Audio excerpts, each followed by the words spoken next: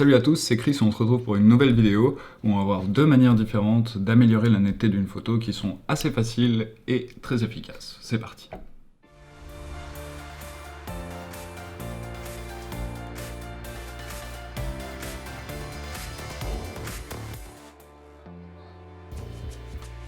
Comme vous pouvez le voir, on se retrouve directement sur Photoshop pour éditer un peu cette image. Ça va pas nous prendre beaucoup de temps et ça va pas être très compliqué. J'ai pris ici une image en RAW, comme vous pouvez le voir là-haut.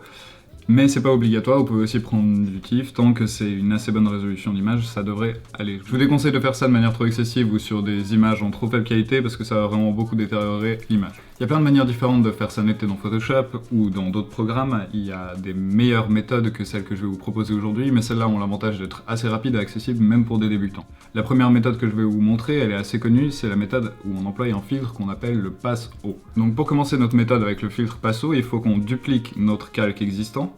Donc pour faire ça, il faut soit employer la touche commande et J, ou on peut aussi prendre le calque et le glisser jusqu'à la petite icône de calque et ça va également le dupliquer.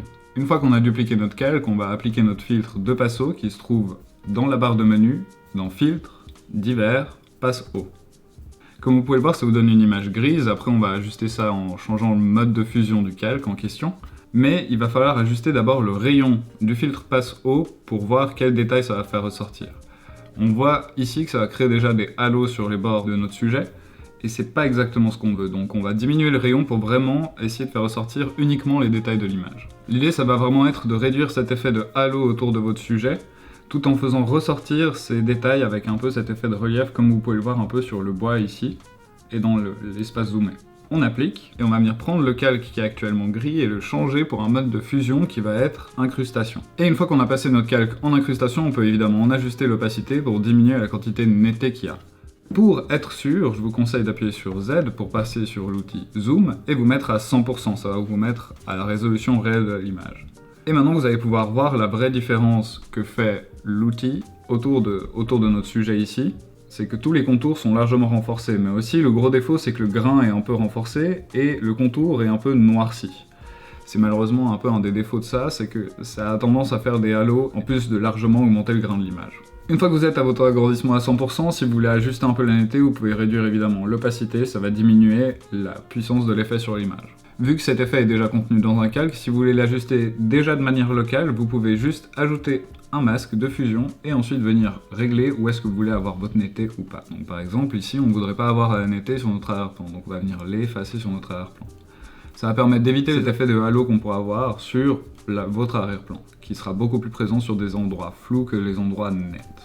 J'ai fait ça rapidement pour juste vous donner une idée du changement du coup que ça peut faire avec ou sans calque, c'est que du coup ça influence plus que la table et le haut-parleur. Si on zoome un peu à 100%, et qu'on regarde plus précisément la table, on verra que la table est vachement plus influencée que l'arrière-plan qui lui est plus du tout influencé par l'effet. C'est tout pour cette première méthode de passo, on va passer à la deuxième méthode. Alors c'est parti pour cette deuxième méthode qui va en fait se servir de changer l'espace couleur de l'image pour en récupérer que la luminosité et appliquer la netteté là-dessus. Pour faire plus clair, on va commencer par prendre notre image d'origine, aller dans le menu tout en haut, cliquer sur Image, Mode, et changer le mode de l'image pour couleur lab. Dans couleur lab, on va pouvoir commencer par dupliquer le calque, soit en glissant sur l'icône de calque ici, soit en faisant commande J. Et ensuite, on va pouvoir aller dans les couches. Dans les couches, on a lab qui correspond à toutes les couches superposées, luminosité, A et B. Nous, ce qui va nous intéresser, ce sera principalement la luminosité. On va donc cliquer sur cette couche de luminosité qui va l'isoler et on va pouvoir appliquer dessus notre filtre de netteté. Ici, on va employer l'accentuation. Donc on va aller dans votre menu tout en haut, filtre, renforcement, accentuation. A partir de là, je vous conseille de prendre votre aperçu un coin que vous savez net de votre image, donc personnellement je vais prendre le coin de ce haut-parleur, et à partir de là vous pourrez régler votre rayon et votre gain.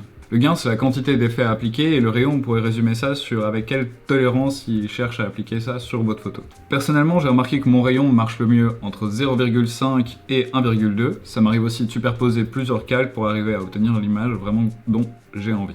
Ça m'arrive aussi de mettre le gain au maximum pour pouvoir régler le rayon exactement comme j'en ai envie. Donc ici un rayon de 1 ça paraît vraiment pas trop mal, par contre le gain est vraiment beaucoup trop grand, comme on peut voir ça fait énormément de bruit sur l'image et ça détériore pas mal notre image. Donc on va énormément réduire ça de manière à ce que on arrive à un résultat qui est à la fois net et naturel. Évidemment, c'est les résultats que j'ai chez moi sur cette photo-là en particulier, et ça peut varier selon votre photo, votre sujet, votre appareil, et j'en passe. Donc on va appliquer cet effet en cliquant sur OK. On va pouvoir rétablir toutes les couches de couleur sur l'image en appuyant sur Lab dans les couches, et revenir sur le calque. Donc comme auparavant dans notre première idée, on peut appliquer un masque de fusion et sélectionner si on veut la netteté appliquée que à certains endroits de l'image. Une fois que ça c'est fait, on peut revenir dans les calques et repasser cette image en mode RVB. Et à partir de plus là, on peut continuer notre touche comme d'habitude. Je vais aussi vous mettre deux images avec le résultat comparé l'un à côté de l'autre, avec un zoom à 100% qui va vous permettre de vous rendre compte à peu près quelle solution vous plaît le plus ou vous convient le mieux.